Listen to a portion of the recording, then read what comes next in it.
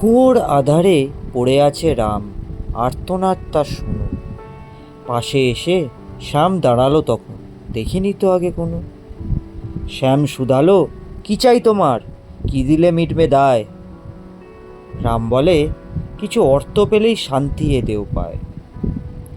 শ্যাম দিল টাকা, রাম পেল আশা, অন্ধকার সেই ঘরে। ক্ষণিকের তরে মিটল অভাব, সময় কাটলো ঘরে।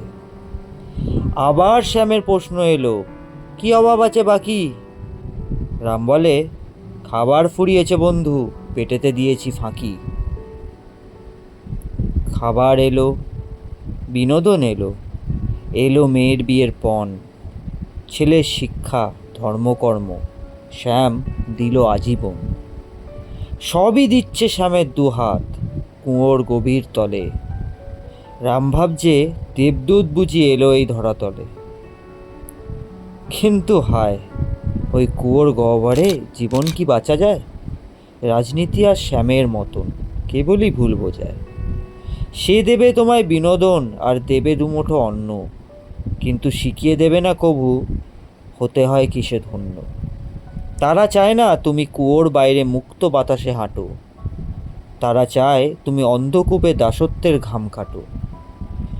দয়া বিলিয়ে শাসন করাটাই বর্তমানে রীতি, মুক্তির দড়ি লুকিয়ে রাখাই আজকের রাজনীতি। যদি চাও তবে বদলাতে পারো এই কুটিল খেলা। চাই না ভিক্ষা, চাই না দয়া, চাই না মিথ্যে মেলা। শ্যামকে বলো, দাও ওই দড়ি, দাও মুক্তির টান। হাত পা আমার সচল হোক, ফিরে পাই আত্মসম্মান। রাজনীতি হোক সেই সিঁড়ি, যা কুয়ো থেকে টেনে তুলবে, নির্ভরতার শিকল ছিঁড়ে নতুন দিগন্ত খুলবে।